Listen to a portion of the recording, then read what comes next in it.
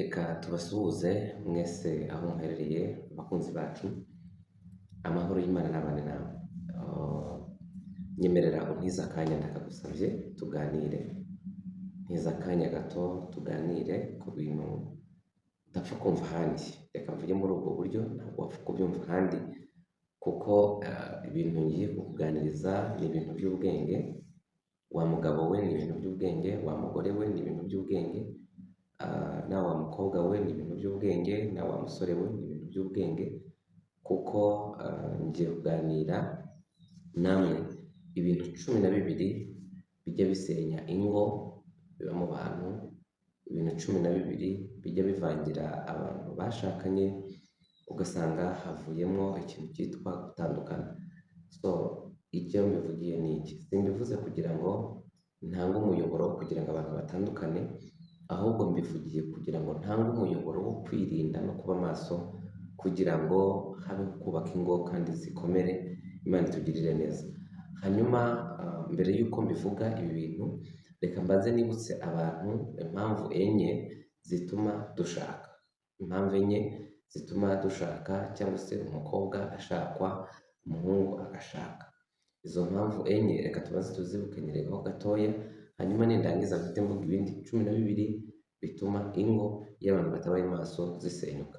Imana itugirire neza. Mwanyemerera ngasenga isengesho rigufi cyane ry'amasegonda nka 7, hanyuma tugakomeza tukaganira, kuko byose ni ukwiragiza Imana. Imana itugirire neza. Mana Data wa twese uri mu ijuru, izina ryawe niryubahwe, ubwami bwawe nibuze, ibyo ushaka ni mu isi nk'uko biri mu ijuru. Ndasenze kugira ngo abo tugiye kuganira, iki kiganiro kizagire umumaro kuzacyumva wese, kandi kizagire aho kimukura, kigire n'aho kimushira.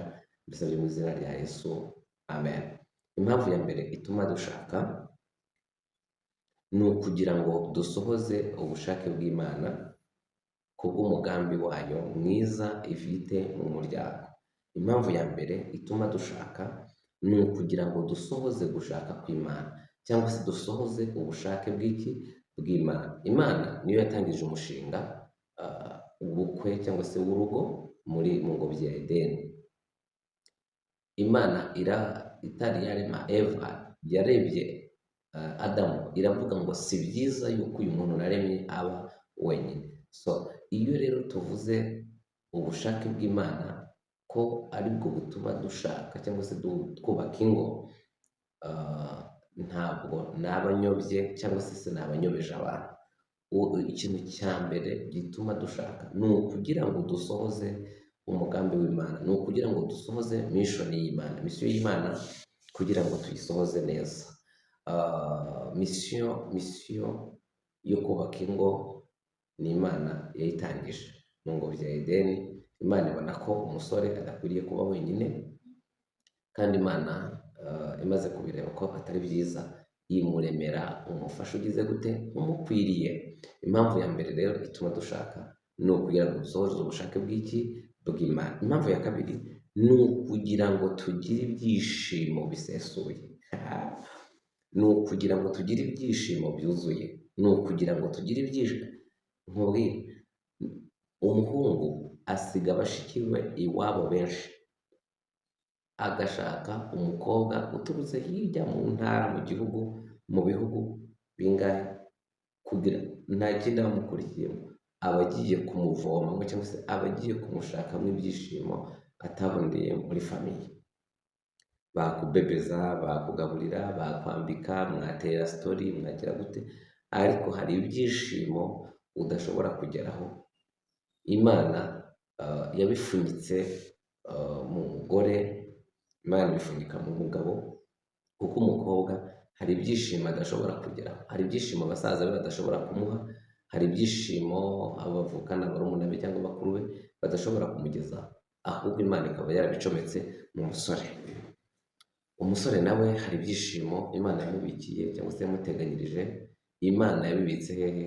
Mu mukobwa. Niyo mpamvu rero iyo umuntu abonye umugore, c'est qui trouve la femme.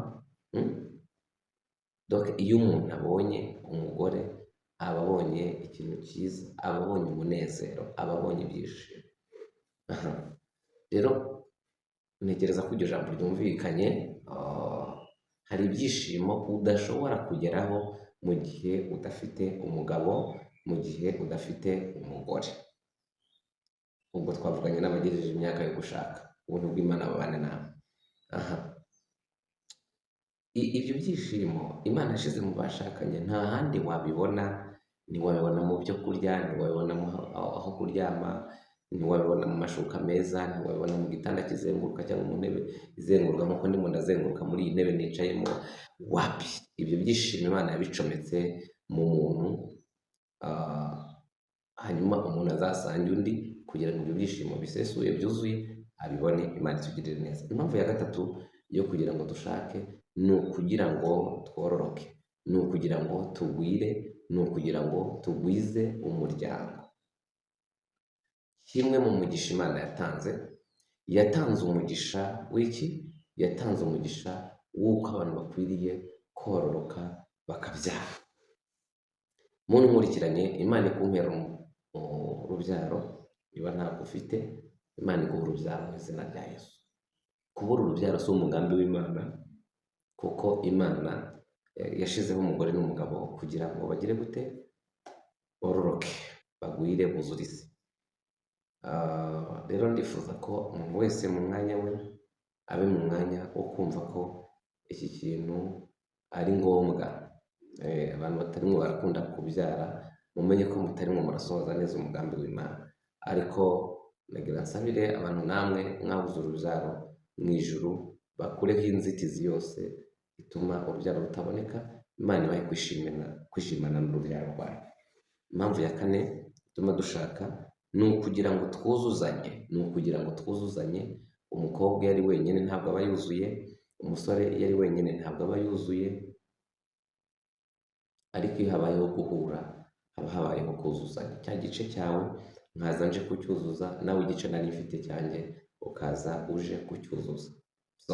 Niyo mpamvu rero, ni ibyo mpamvu enye kugira ngo twuzuzanye, tuzamurane, dukomezanye, tugezanye kure aho umwe atabasha kwigeza. Kuko nk'ubu ntabwo umuhungu ashobora kuvuga ngo ugende umugabo, wapi, ntibibaho. Urwo rugendo ni rurerure. Ugomba kuva kuri iryo zina ariko ari uko umugore yagize gute? Yabonetse.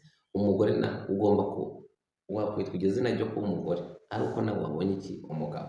Ni ukugira ngo tugezanye aho umwe atageza gute? Atakwigeza.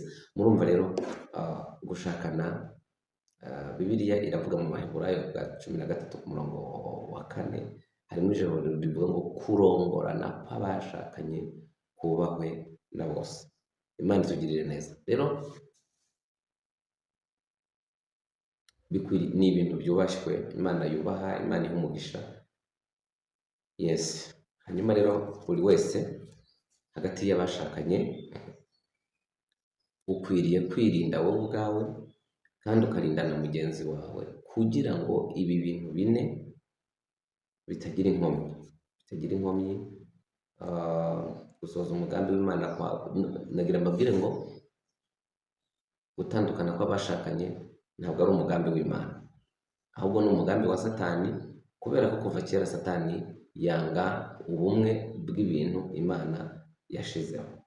Abizi ko umuntu yari connected n'Imana, Satani araza akuraho ya connection yabaga hagati y'umuntu n'Imana. Biba ngombwa ko umuntu yirukanwa mu ngobyi ya Edeni, ariko turashimira Yesu yuko yaje. Imana ihabwa icyubahiro. Reka rero tuganire ku bintu 12 bituma umubano utaba mwiza. Hanyuma nibirangiza wowe unkurikiranye wirinde kubwa mugenzi wawe, hanyuma kugira ngo umubano wanyu ukomeze kuba ari uw'amahoro. Imana itugirire neza. Ikintu cya mbere gituma umubano utamera neza hagati mu bashakanye ni uko haba habayeho kutimenya uwo umuntu ari we mu rugo. Umugabo ntiyimenye ko ari umugabo, umugore nawe ntamenye ko ari umugore. Ibyo rero iyo byabaye gutyo, byanga byakunda umubano uzamwo iki? Agatotsi. Imana itugirire neza. rero umugabo akwiriye kumenya ko ari umugabo mu rugo. Umugabo ni umutwe w'urugo, umugabo ni umutware, umugabo ni umwami, umugabo ni umuyobozi, umugabo ni inyubako, ni igisenge gipfundikira. Umugabo ni izina ry'urugo, umugabo ni inkingi y'urugo, umugabo ni inyegamo abandi bose begamiraho bakabona gukomera. Umugabo ukwiriye kubimenya ko ari we nkingi. Umugabo ni umugisha w'urugo. Ni ukuri nagerageje gusoma Bibiliya nsanga ubutware bwo guhesha umugisha Imana yabuhaye abagabo. Umugabo rero ufite ubutware bwo guhesha umugisha, ufite ubutware bwo guhesha iki? Umugisha. Umugabo rero ni umugisha w'urugo, niwe yatura umugisha ugafata ugahama. Umugisha nk'abagabo turabana Imana. Ubundi umugabo ni nk'Imana ya kabiri. Umugabo ni Imana ya kabiri igenda. Umugabo ni Imana ya kabiri. Ariko ubwo nimbivuga gutyo abantu babyumve neza. Hagati y'umuntu n'Imana nta kindi kintu gicaho. Bibiliya iravuga ngo abagabo ni ubwiza bw'Imana. Donc abagabo twebwe turi ubwiza bw'Imana, turi isura y'Imana, turi visage y'Imana, turi fesi y'Imana, turi indoro y'Imana.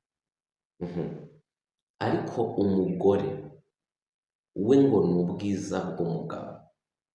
Umugabo ntabwo umugabo yaremwe kubw'umugore, ariko umugore yaremwe kubw'umugabo. Umugabo ni Imana itugirire neza. Ukwiriye rero kwisobanukirwa umugabo, ugahagarara mu nshingano neza nk'umugabo, nk'umutwe, nk'inkingi, nk'inyegamo, nk'umugisha, nk'umuyoboro w'ibyiza byose by'urugo Imana igitanga mu bashakanye. Umugore nawe ukwiriye kwimenya uwo uri we. Ukwiriye kumenya ko uri ubwiza bw'umugabo, uri icyuzuzo cy'umugabo. Bityo ukwiriye kumenya valeur yawe, ni nziza si mbi, ariko ukwiriye no kumenya aho imbago zawe zigarukira. Ukwiriye kumenya icyo usabwa gukora ku mugabo wawe kugira ngo ube umugore wiringirwa n'umugabo we. Ibyo mbanza mbivuze neza, reka nkomeze. Icya kabiri gituma umubano w'abashakanye utamera neza ni uko habaho agasuzuguro hagati y'abashakanye. Gusuzugurana. Nta mugore wemerewe gusuzugura umugabo, ariko nanone nta mugabo wemerewe gusuzugura umugore, kuko umugore ariho ku bwawe, cyane ko Bibiliya ivuga ngo umugabo ntabwo aba agitegeka uwe mubiri, kuko umubiri we utegekwa n'umugore.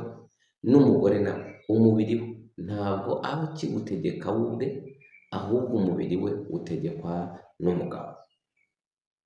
Hagati y'abashakanye rero, umwe agendana iby'undi. Umubiri w'umugore wanjye ngenda nk'ufite, nanjye wanjye agenda awufite, kuko turimo turasezerana turavuga ngo nkweguriye ibyanjye byose. Biravuze ngo urabimuhaye, nawe ati nanjye nkweguriye. Biravuze ngo araguhaye nawe uramuhaye. Birumvikana. Nta mugore wemerewe gusuzugura umugabo, ariko nta n'umugabo wemerewe gusuzugura umugore. kuko ni igiciro mu maso y'Imana kandi ni igiciro cyinshi mu maso y'umugabo we ari wowe. Icya gatatu gituma umubano utamera neza ni ugucana inyuma kw'abashakanye. Gucana inyuma kw'abashakanye. Umugore ntiwemerewe guca inyuma y'umugabo wawe. Umva nawe mugabo, ntiwemerewe guca inyuma y'umugore wawe. Ibyo ni haramu, ibyo ni ubupagani, ibyo ni ubugome, ni ubwicanyi, ni ukwica umuntu ahagaze. Umuntu yashatse yanagufungisha kuko uba watanze ibitari ibyawe. Kugurisha umutungo w'undi ku gahato birahanirwa. Kugaba umutungo utari uwawe birahanirwa n'amategeko. Gucana inyuma kw'abashakanye ntibyemewe kuko iyo bibayeho bituma umubano wanyu ugira gute? Ugira inkomyi. Kandi uba urimo uranava no mu mugambi w'Imana. Uba urimo urava muri bwa bushake bw'Imana nabanje kuvuga hejuru. Kuko iyo ugiye gufata abana ugafata abana ntabwo ari ibintu bizima, si ibintu byujuje ubuziranenge. Ntiwemerewe guca inyuma y'umugabo wawe, ntiwemerewe guca inyuma y'umugore wawe. Icya kane gituma umubano ugira inkomyi ni uko hagati y'abashakanye habamo intonganya zikabije zirimo n'ibitutsi n'amagambo asesereza kuko bitera ibikomere. Amagambo ashaririye atera ibikomere. Amagambo ashaririye atuma umuntu yapfira imburagihe. Amagambo ashaririye n'intonganya za buri kanya bituma umuntu ashobora kuba yaba debile kubera gutotezwa mu magambo. Amagambo ashaririye ashobora kugira uwo mwashakanye ikiremba neza akaremara bikarangira kubera amagambo mabi. Mu byo tuvugana ko tuganira, twirinde intonganya, twirinde gutukana, twirinde amagambo ashaririye kuko bituma umuntu ahura n'ibibazo bitari bimwe.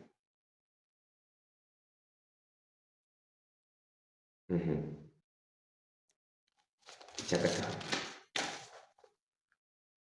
ubunebwe bukabije no kutagira icyo witaho. Umugabo w'umunebwe utagira icyo yitaho, umugore w'umunebwe utagira icyo yitaho bizana inkomyi mu mibanire y'abashakanye.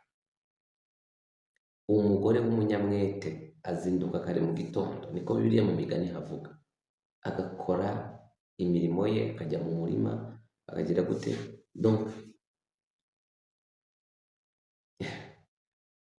umugore w'umunyamwete, umugore ukora ibintu mu gihe, umugore ukora ibintu mu mbaraga,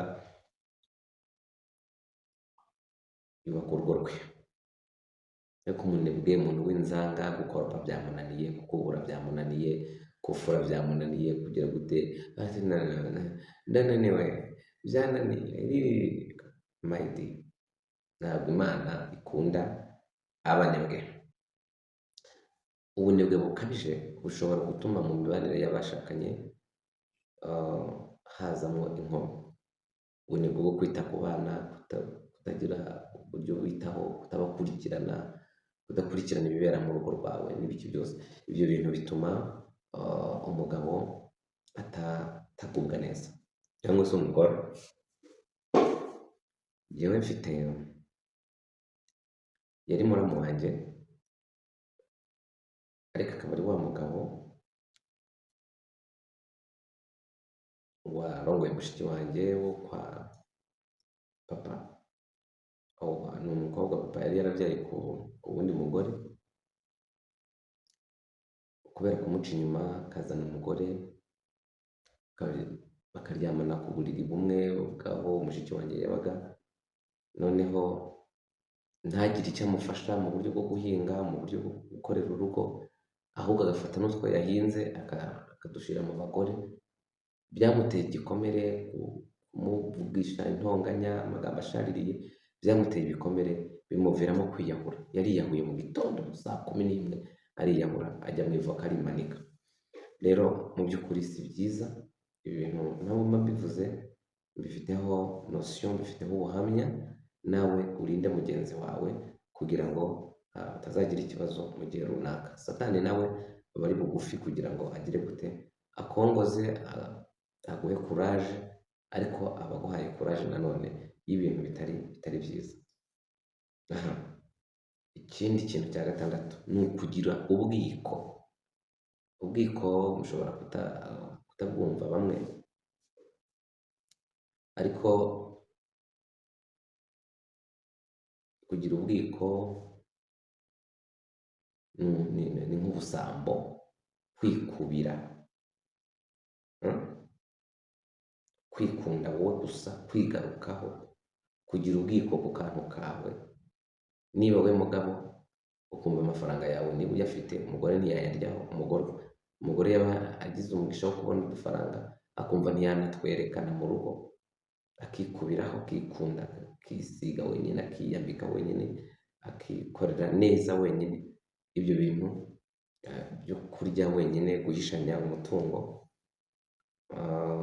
kudasangira ibyabonetse, bizana inkomyi mu muryango, mu mibanire y'abashakanye. Icya karindwi, gucyurirana no guhana za gasopo nyinshi. Hari igihe umuntu agucyurira ibyo yakugaburiye, akagucyurira umwenda yakwambitse, akagucyurira aho yagukuye iwanyu, akagucyurira koko. Biriya bintu byo gucyuranira no guhana za gasopo, stop, ntuzongere kumvugisha bibi, uzavugisha biwanyu, papa, ibintu bya gasopo. Donc guhana iki, gushinganira uturimbi ntarengwa. Niba ubesha ukarenga hano, niba ubesha ukambwira gutya, niba ubesha ukagenda gutya, izo za gasopo zituma urugo rutagenda neza. Icya munani, kwiyimana kw'abashakanye, kutihana mu buryo bukwiriye. Kwiyimana, ubwo abakuze muranyumva, kwiyimana ni ukudahana. Bibiliya iravuga ngo ntimukimane keretse mwavuganye iminsi.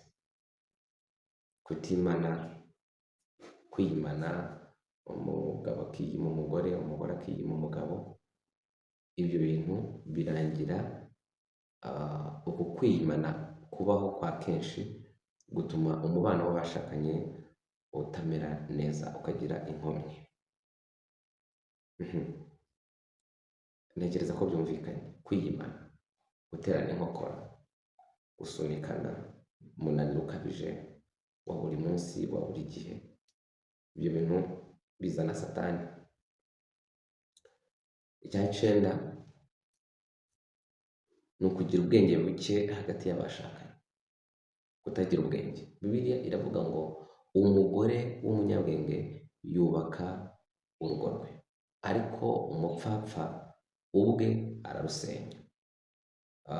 Kandi Bibiliya ikagaruka no ku bagabo, ikavuga ngo bagabo mwerekane ubwenge mu byo mugirira abagore banyu. Bibiliya igenda igaragaza ko iyo umuntu yabuze ubwenge n'Imana iramureka. Iyo umuntu yabuze ubwenge, Bibiliya iravuga ngo abantu banjye bapfuye bazize kubura iki? Ubwenge. Rero iyo habayeho kubura ubwenge hagati y'abashakanye, bituma umubano wabo uzamwo inkomyi. Ugomba kwiga kumenya igishimisha mugenzi wawe, nawe ukagishyira mu bikorwa, ukakimenya, ukakimukorera. Ugomba kumenya niba umugabo avuga cyane, ugomba kuvuga gake, ugomba kuvuga niba ubwenge. Bibiliya abagore iravuga ngo kwitonda ukarindira byemeza umutware. Ariko iyo urundaho ubiritariza ugira gute, bituma serivisi wari watse ishobora kugenda gake. kuko ntiwagaragaje iki ubwenge. Ugomba kumenya ugomba kugira ubwenge bwo kumenya uko umugabo wawe umutwara. Niba adakunda umuntu umuvugiramo, niba adakunda umuntu umubwira ikintu amera nk'umutegeka, ukwiriye kugira ubwenge bw'ibyo ukwiriye kugirira umugore wawe, ukwiriye kumenya ubwenge bw'ibyo ukwiriye kugirira umugabo wawe. Hari inama nyinshi iyo umuntu yazikurikije bigenda neza. Ikindi cya 10, kwaya umutungo. Kwaya umutungo mu buryo bw'uko umwe muri mwe abaho nk'umuntu w'iraha, kugira amaraha, kugira niba abonye akenda kakagura biramupango, niba abonye agakweto kugurukana n'ibigurutse bigatuma uwaye umutungo. Kwaya umutungo nabyo ntabwo ari byiza, bizana inkomyi mu bagize gute, mu bashakanye. Cyangwa se gushaka kugura ibihenze biruta ubushobozi mufite.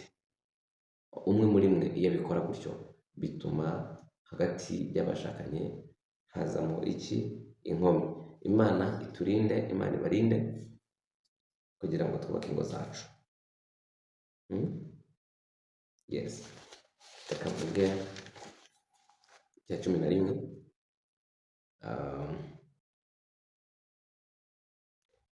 Ikindi kintu nabonye kibi ni ukutemera guhamya, kutemera guhugurwa, kutava ku izima, mudahugwa ku ijambo. Iyo uri umuntu utava ku izima, umubano wawe ujya uzamo inkomyi. Mugabo ukwiriye kwemera guhugurwa, kugirwa inama, kugira inama n'abandi biba byiza cyane. Ariko iyo uvuga ngo yewe nuko mbyumva, ni nako mbishaka, simbihindura, simpindura icyemezo nafashe, ibyo kuko kutava ku izima bituma umubano w'abashakanye ugira gute, ugira inkomyi. Icya 12 ni ukubeshyabeshyana akenshi, ibinyoma mu rugo. Umugore akabeshya umugabo, umugabo akabeshya umugore. Ibinyoma bituma ingo zigira gute, zihura n'inkomyi. Imana itugirire neza. Umugore wirinde kubeshya umugabo wawe, umugabo wirinde kubeshya umugore wawe, kuko bituma icyizere gitakara burundu. Icyizere kiratakara, cyangwa se umuntu akagukekamwo ibindi wenda utanakoze, ariko kubera kubeshya bituma biguha isura itari nziza. Hari ibintu 4 dukwiriye gukora. Ibintu byose umuti wabyo uko mbivuze ni ukwizera umwami Yesu, tukamuhamagara kugira ngo tubere umuyobozi mukuru, kandi amabwiriza duhaye tukayagenderaho. Umwami Yesu yinjire mu rugo rwawe, akuremo intonganya, akuremo amahane, akuremo uwo mwuka, kandi buri kintu cyose muri ibi bintu mvuze gifite umudayimoni ugihagarariye. Niyo mpamvu nsabira abagabo mube maso musengere ingo zanyu, namwe bagore musengere ingo zanyu kugira ngo umwanzi atatwinjirana. Ikindi tujye dusoma ijambo ry'Imana rijye ritwigisha, kuko birira ngo ibyanditswe byera byose byahumetswe n'Imana, bigira umumaro wo kwigisha umuntu no kumuhanira gukora ibyo gukiranuka. Mujye musoma ijambo ry'Imana mu bagore mwe, mumenye icyo Imana ibashakaho mu rugo, kugira ngo abe aricyo mushyira mu bikorwa, nibwo ingo zanyu zizakomera. Ikindi ni ugusenga udasiba. Gusenga udasiba, iyo umuntu yasenze Imana imugirira neza. Ikindi cya 3 ni ukwihanganirana hagati y'abashakanye. Icya 4 ni ukubabarirana. Iyo bitabayeho urugo ruhita rubananira. Rero reka dusenge Imana. Ubwo nari nsoje ntanga inama. Niba hari icyo wumvisemo, tanga commentaire, kore share na like kugira ngo dukomeze. Nushira kuri status yawe, abashobora gukurikirana iki kiganiro gishobora kuzabagirira umumaro. Hakabaho gukosora. Iyo hatabaye gukosora, umuntu ashobora kwihangana ntasenye, ariko mu mutima yarasenye. Mu mutima akagendana divorce, nubwo itagaragarira inyuma, ariko muri we ibirimo. Twirinde, duhagarare neza mu mugambi w'Imana. Reka mbasengere. Mana, mu izina rya Yesu turaguhamagaye mu ngo zacu, ngwino wime kandi utegeke, ngwino uganze, ngwino ukora ibitangaza. Haleluya. Turasenze kugira ngo wigwatirize kuri buri kintu cyose. Urakoze Mana yuko ugiye gufasha aba bene data, kandi uzafasha n'urubyiruko mu gihe cyo kubaka ingo zabo. Icyubahiro ni icy'Imana mu izina rya Yesu. Amen. Wifuza kumvugisha wampamagara kuri 078 17 10 11 078 17 10 11 Isumba byose ibabera amaboko. Shalom shalom.